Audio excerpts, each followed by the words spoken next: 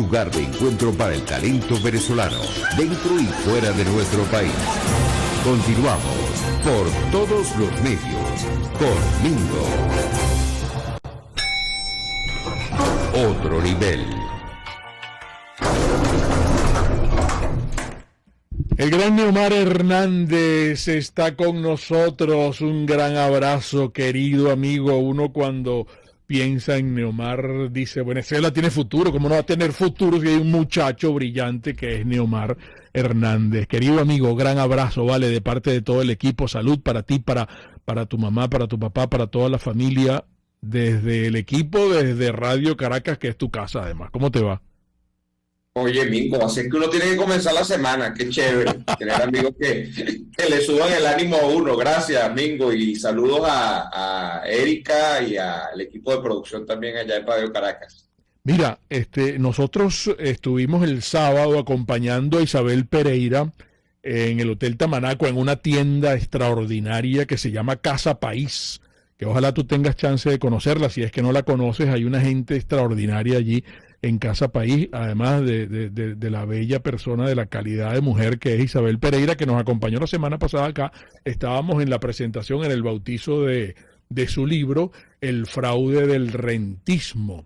Y nosotros colocamos en las redes para invitar a nuestro auditorio a esta conversación contigo, porque tú que eres un estudioso de la política, un investigador de la política, Isabel, en este libro plantea, y lo decía en nuestro programa la semana pasada y lo decía en la presentación en el Tamanaco el sábado, ella encontró un detalle de Rómulo Betancourt y decía que pudiese estar allí el origen de lo que nos ha pasado a nosotros, de haber cedido, de haberse creado ese estado mastodóntico, ese superestado, ese hiperestado que tenemos en Venezuela, porque aquí lo que dijo Rómulo Betancourt en su libro Venezuela, Política y Petróleo, y que Isabel Pereira menciona, abro comillas, Venezuela está resuelta a ser ella misma, a través de sus órganos estatales, la que determine la forma más beneficiosa para el pueblo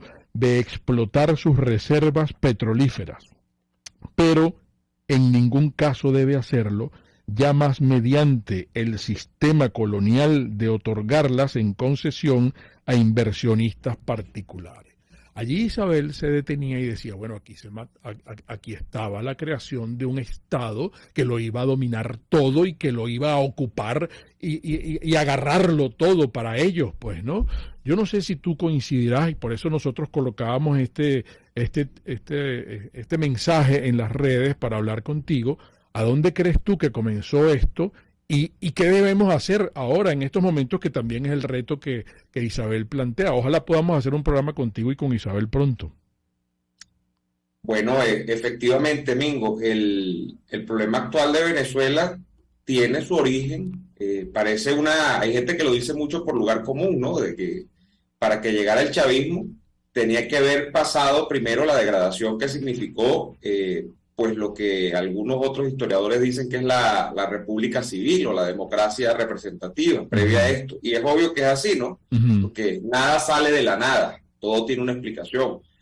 Y en el caso de Betancourt, que es quizá el personaje histórico venezolano que a mí en principio me llevó a estudiar la política de Venezuela, porque despertó en mi gran admiración, uno se va a conseguir que Betancourt no puede escapar de lo que es su tiempo, ¿no? Y el tiempo de Betancourt, no solo en Venezuela, sino en América Latina, es un tiempo donde se están dando movimientos políticos que están surgiendo a partir de una visión en la que pues tanto Europa como los Estados Unidos han expoliado tradicionalmente a estos países. Hay que recordar, por cierto, un libro que luego fue refutado por Carlos Rangel, que es el que más o menos enmarca esta situación, y es el libro del uruguayo Eduardo Galeano, Las venas abiertas de América Latina. Es un libro que va país por país, en capítulo por capítulo, es decir, cada capítulo es un país. En el de Venezuela se habla del petróleo, justamente, diciendo cómo le han sido robados los recursos naturales a cada uno de los países por las grandes potencias, fundamentalmente por Estados Unidos. Y al final del día esa es una aproximación a la visión de los países, donde estos países de América Latina son no más que víctimas. Son pues, o cómo puedes quedar tú después de que a ti te dicen que te han robado, que te han expoliado, frente al mundo. Bueno, quedas como una víctima y quedas prácticamente desarmado. Eso, como te digo, eso lo refutó Carlos Rangel después, pero Betancourt, te digo que no se puede escapar de eso, porque esa era la onda de todos estos movimientos nacionalistas de izquierdas que surgieron en la mayoría de los países de América Latina por esa época. Estoy hablando de la primera mitad del siglo XX. Sí. Y efectivamente lo que se instaura en Venezuela es aún más peligroso, porque Venezuela tiene la diferencia de otros países de la región de que tenía petróleo. Y tener petróleo y tener esa visión de un país es prácticamente pues como aquel dicho que dice que no hay nada más peligroso que un mono con una hojilla. Y un mono con una hojilla en este caso es un país rico en el sentido material de los recursos que representa el petróleo, con unos políticos que dijeron vamos a utilizar el petróleo a partir de la creación de un Estado que progresivamente va a ir creciendo y va a administrar ese petróleo y va a producir pues lo que nosotros creemos que es la visión de desarrollo nacional, que es que todo tiene que salir del petróleo. Pues eso nos condenó históricamente. Yo, que admiro a Betancourt desde el punto de vista histórico, siento que eso produjo unas cotas de desarrollo muy importantes hacia la primera parte de la segunda mitad del siglo XX, estoy hablando de los años 60 en adelante, pero que cuando tú revisas bien la historia, por ejemplo, lo que significa el primer gobierno de Carlos Andrés Pérez y el gasto exacerbado que se comienza a dar con un país que no ve final al ingreso petrolero, es decir, se piensa que el progreso material de Venezuela va a ser indefinido porque siempre vamos a tener petróleo y si ya hemos tenido petróleo durante tantos años, vamos a usar ese dinero y por eso nos vamos a endeudar. Además, ni siquiera que vamos a usar el dinero, nos vamos a endeudar progresivamente. Y cae en un Luis Herrera Campins y luego en un Jaime Lucich. Obviamente te vas a dar cuenta de que ese modelo de desarrollo estaba agotado. Y ese modelo de desarrollo, déjame decirte, Mingo, que todavía no se ha logrado resolver. Nosotros, el problema fundamental que tiene desde el punto de vista económico, el chavismo, y por qué llegamos al chavismo, y por qué el chavismo plantea problemas después. Desde el punto de vista económico, ya el chavismo te va a plantear problemas políticos que no tienen que ver con los que planteaba la llamada democracia civil, ¿no? Pero desde el punto de vista económico es lo mismo. El chavismo no ha logrado salir, no ha logrado brincar más allá de su sombra, que es lograr resolver este problema del modelo de desarrollo apalancado en ser un petroestado, ¿no? Sí. Ahora fíjate, hay un planteamiento con relación a lo que hablaba Isabel Pereira, y disculpa que vuelva de nuevo a mencionarle y a tomar en consideración sus apreciaciones y sus reflexiones. Ella se preguntaba qué hacer, ¿no?, para cambiar el país. Yo voy a tratar de resumir rápidamente algunos principios. Desde el inicio, consagrar como sujeto al individuo responsable, superar la categorización de débiles jurídicos asignada a sectores sociales, invertir en la gente, responsabilizarnos con una educación liberada de la tutela autoritaria del Estado, fortalecer nuestro sistema de universidades, educación superior, etcétera, descubrir públicamente el dominio antropológico de la ética rentista, superar la ética rentista por la ética del trabajo. La contraposición entre la ética del trabajo y la ética rentista comienza en el primer nivel educativo de cada generación, gran esfuerzo de propiciar una nueva cultura económica, etcétera. Pues, o sea, hay puntos que los podemos desmenuzar en la misma conversación. Pero ¿a dónde quería llegar yo? Vincular esto con lo que Isabel explicó en su ponencia, y lo dijo aquí en el programa, que ella considera que esto hay que hacerlo con los actores políticos que tenemos, porque no hay otros, que están en la oposición. Y que se conviertan en nuestros alumnos, y nosotros hacer pedagogía política para obligarlos a ellos a que esto es lo que hay que hacer. Es decir, después que Isabel llega junto con, y probablemente tú también y otros analistas que tenemos, nos ofrecen una cartilla, nos ofrecen un ABC. Mira, esto es lo que hay que hacer para recuperar el país. Bueno, ¿con qué gente contamos para hacerlo? Hay gente que es radical y dice, no, con estos tipos que están en la oposición, no, se tienen que ir, se les acabó su cuarto de hora, ya no va a ir más chance. Y en el caso de Isabel, ella dice, no, esta gente son líderes, los conocen, hay que decirles que se torcieron, pero que hay que recuperarlos porque no hay otra. Entonces, no sé qué opinas tú y si eso lo vinculamos con lo de Almagro, que estábamos hablando Eric y yo en estos momentos, que hay una crítica inserta en el llamado de Almagro, diciendo que aquí no hay políticos estadistas como para que lleven adelante la situación que se está presentando en Venezuela. Es como decir que el juego está trancado. No sé qué opinas tú, Vale. Por cierto, lo de Almagro, yo comparto el diagnóstico de Almagro, lo que no comparto es la propuesta, porque Almagro al final de cuentas lo que está diciendo es, y él no está escondiendo nada, yo le agradezco, y así lo he dicho en Twitter, le agradezco la honestidad. O sea, Almagro lo que está reflejando que como no se ha logrado sacar a Maduro, pues lo que hay que proceder a hacer que Maduro... Imagínate tú nada más esto, o sea, yo aquí sí digo, bueno, aquí hay inocencia, hay candidez, no sé, o sea, que Maduro le dé puesto en el gobierno a un individuo como Juan Guaidó. O sea, que vamos a poner a Guaidó, por ejemplo, ministro del Trabajo, lo podemos poner, el gobierno de Maduro, y que haga competencia, porque eche pulso con Maduro a ver quién trabaja más, entre él y el propio Maduro. Yo no estoy de acuerdo con eso, y además eso no tiene ningún tipo de sentido en la realidad, pero esa es otra cosa. Estamos hablando de qué habría que hacer y con quiénes.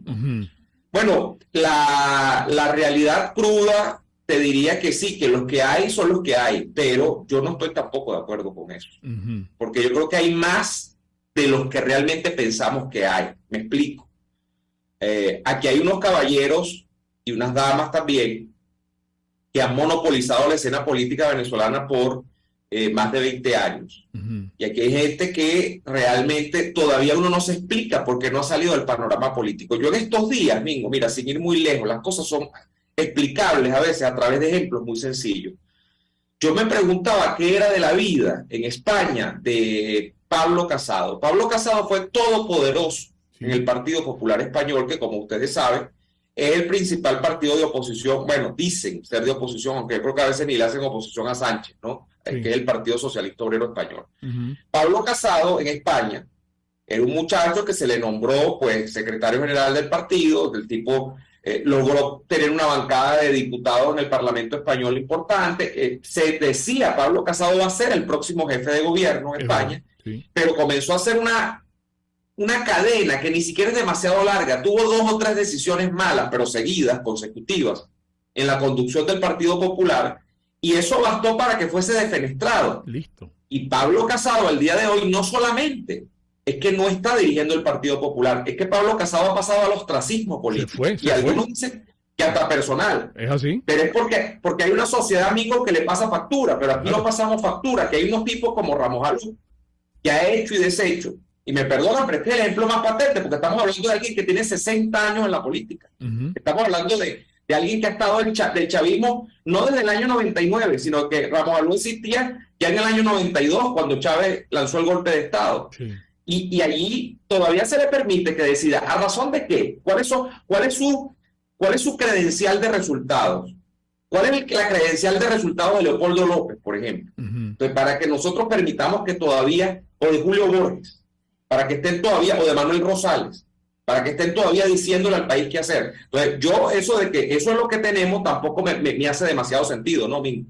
Sí, no, Maxine Rose, que era uno de los invitados allí, se tomó el micrófono pues y dijo que contó unas anécdotas.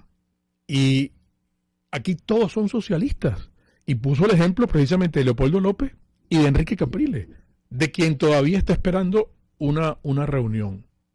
Maxine Ross contó, no, pero es que con estos tipos no podemos ir para el baile. Claro, entiendo que... ¿Tienes el micrófono? El micrófono de Erika está abierto. Buenos días, Niomar. Hola, Erika. La esencia era, la doctora Pereira plantea cómo salir de este estado patrimonialista, ¿no? Que ha concentrado el poder a través de la renta y cómo devolverle el poder a los ciudadanos. Este poder ciudadano tiene que, hay que educarlo. A la ciudadanía de nuevo hay que educarla, hay que darle oportunidades.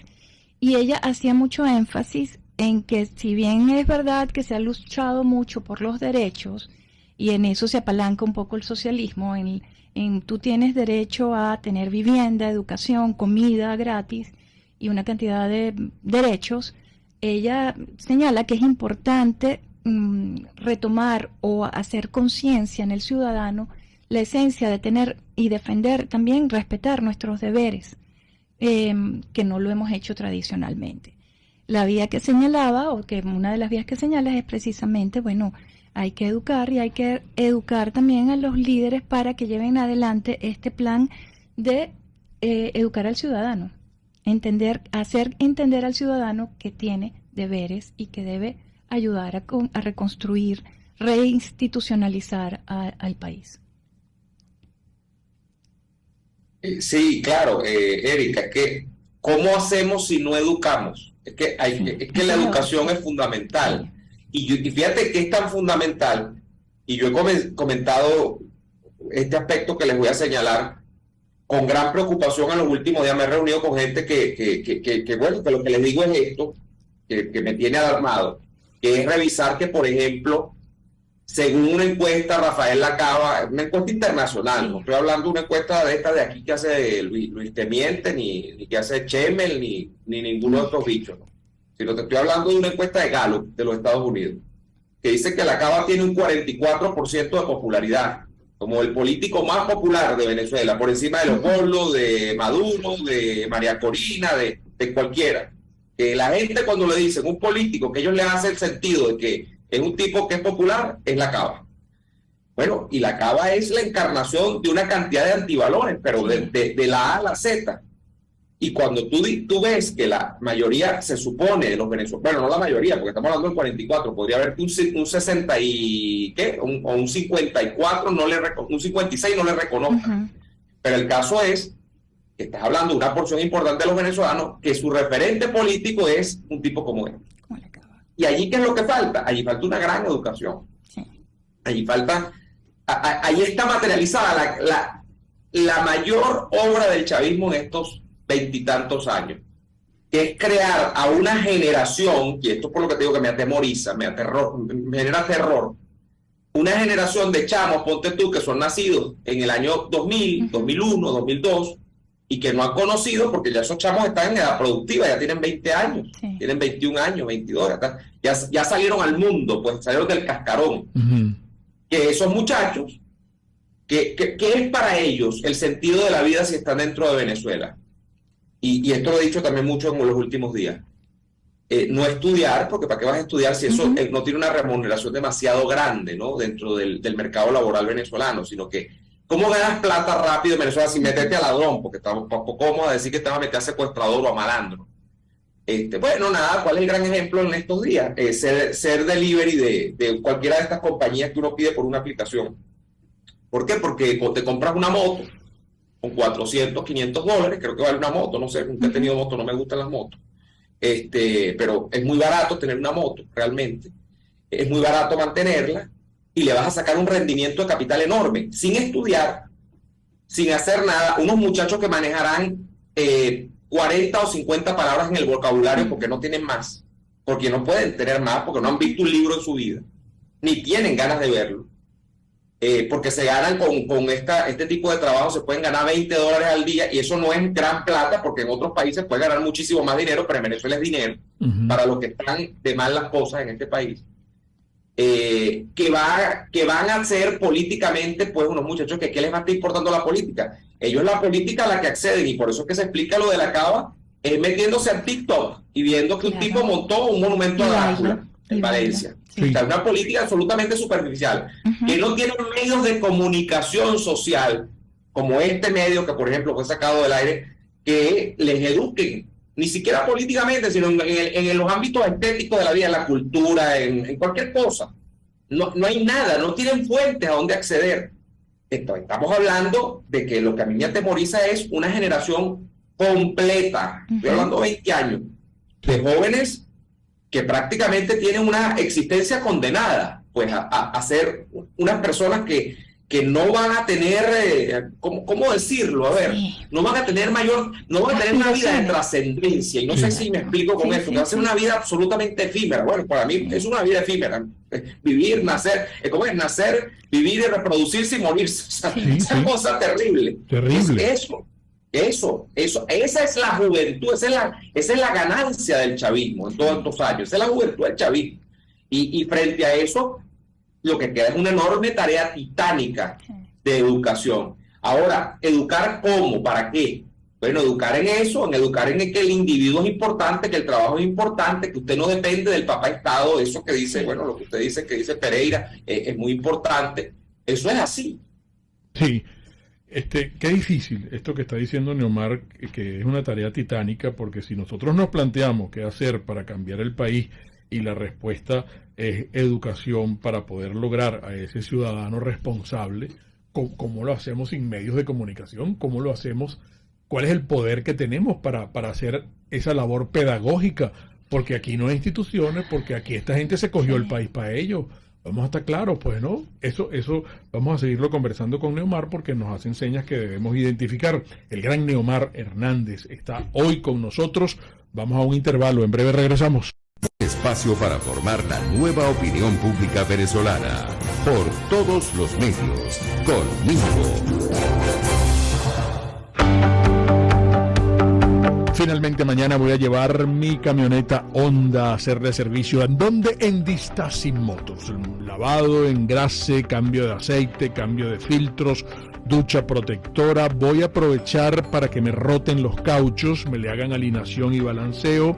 Tengo una luz que no me prende. Cuando pongo la luz alta, hay una luz que está a la derecha que no me prende, y entonces probablemente, no sé, como son repuestos originales, esto es garantía de Distasin Motors. No sé si será el bombillo o el zócate. Bueno, ellos verán y me van a limpiar a dejar la camioneta chévere. Pues no, el servicio, claro, es que Distasin Motors se encarga de eso. Usted quiere vender su carro, necesita por cualquier circunstancia vender su carro, converse con mis amigos de Distasin Motors. Le voy a dar un teléfono: 0212-285-7779. Distasin Motors, el concesionario y taller Honda de Venezuela en Los Palos Grandes. Produzca, nos protege de manera integral corporalmente en nuestros lugares de trabajo. Saben que tenemos tiempo que no hablamos de la protección óptica, y en el más reciente post de Instagram de Produzca están todos los modelos de anteojos, de caretas, de monolentes, porque esto es contra impactos, contra rayos ultravioleta, contra soldaduras, contra salpicaduras químicas, que hay que proteger los ojos, caramba, los ojos, mire, las manos, la cabeza. Todos estos productos los ofrece, todos estos implementos los ofrece Produzca en el catálogo, que yo insisto todos los días que deben tener a mano. Lo solicitan en www.produzca.com o en su Instagram @produzca.ve. Produzca es seguridad en tu empresa de los pies a la cabeza. ¿Hay algún familiar en la casa que sea complicado trasladarlo para hacerle el examen de laboratorio? Bueno, DELAB Biodiagnóstica se va hasta la casa, se va hasta donde esté esa persona y le hacemos la toma de sangre para el examen de laboratorio. Qué bueno, ¿verdad? Es un gran servicio de DELAB Biodiagnóstica, que es un laboratorio clínico con un concepto original, resultados en tiempo récord, equipos maravillosos de primer orden y un personal especializado que es además tan cariñoso, que es tan amable, que es tan responsable, y ustedes consiguen todo y cualquier consulta aquí. 0414-202-2900 de DELAB Biodiagnóstica, precisión y confianza en laboratorio clínico.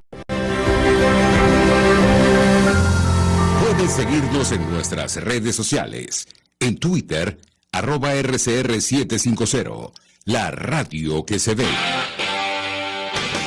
RCR 750 AM.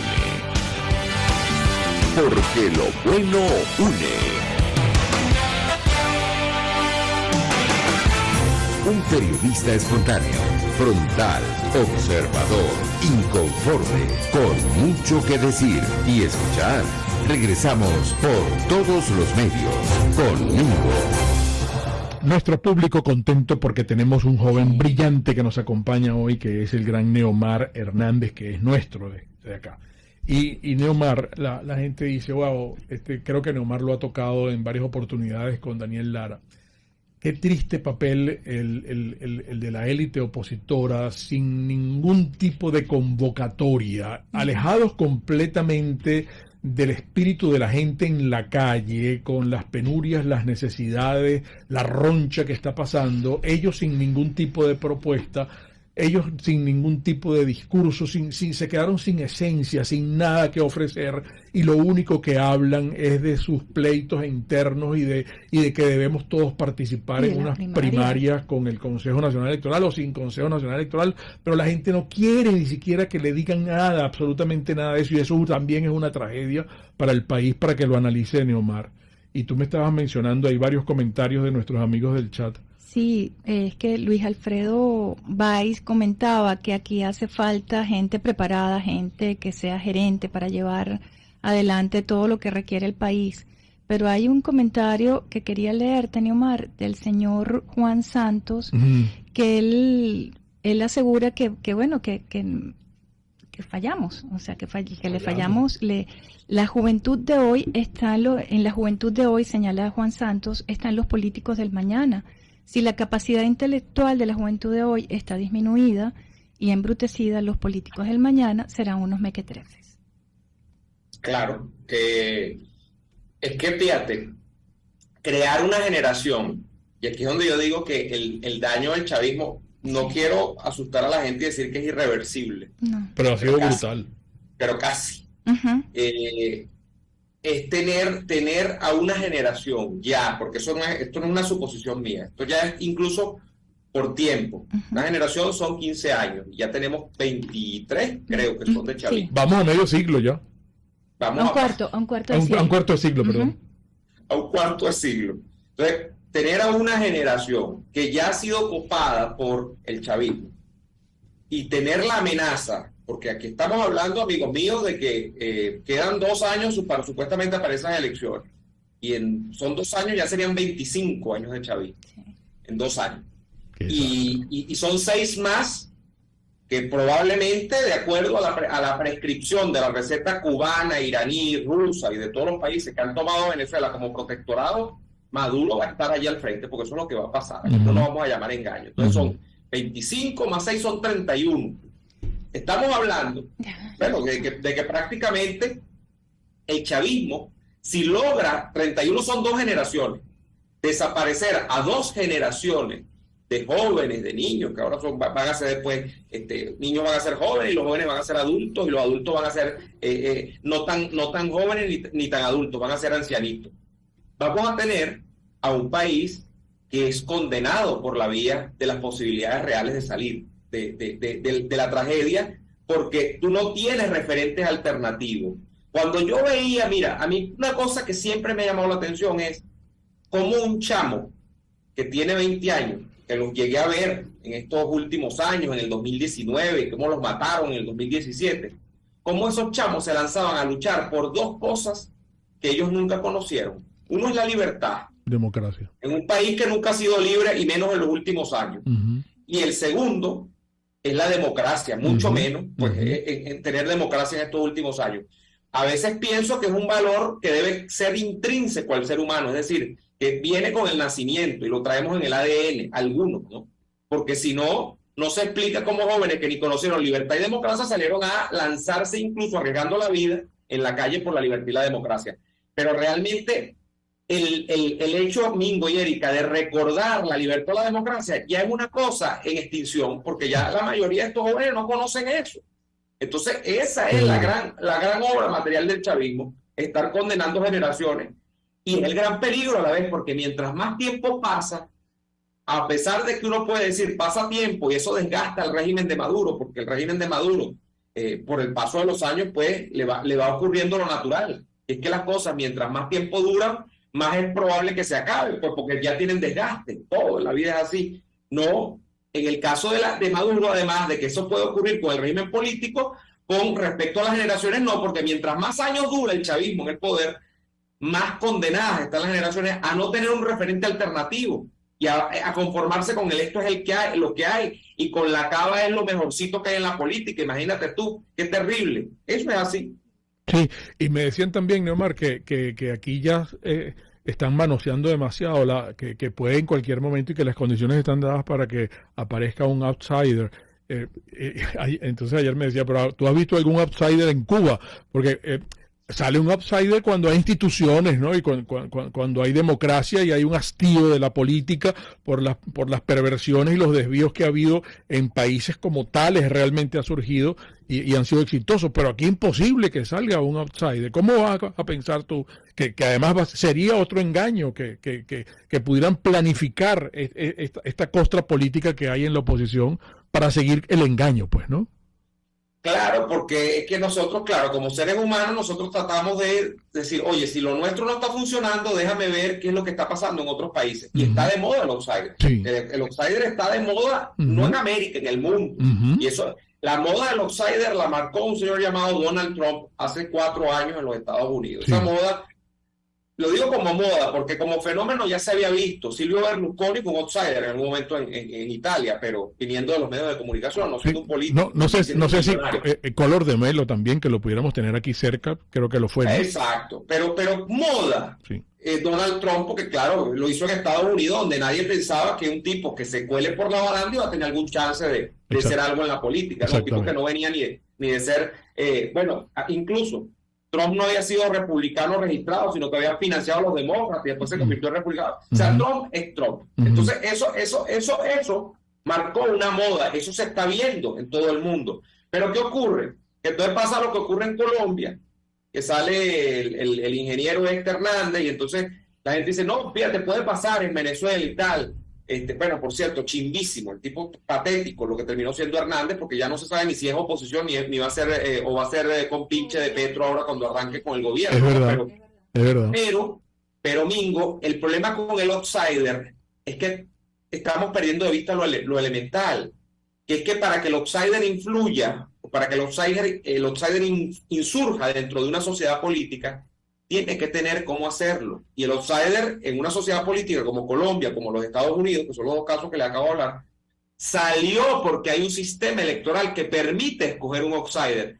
¿Cómo demonios tú vas a escoger un outsider o un no outsider en Venezuela si tú no tienes en principio cómo escoger nada? Entonces, a mí me da risa la gente que, como dice el dicho, pone la carreta por delante de los bueyes, que eso es imposible. Tú no puedes poner una carreta y el buey por detrás, y entonces la carreta es la que le lleva a los bueyes. Eso no tiene sentido. Sí. Que es decir, oye, no, es que en Venezuela el problema es que tenemos que tener un Lorenzo Mendoza, por tirar uno. Tenemos que tener a alguien que venga de los...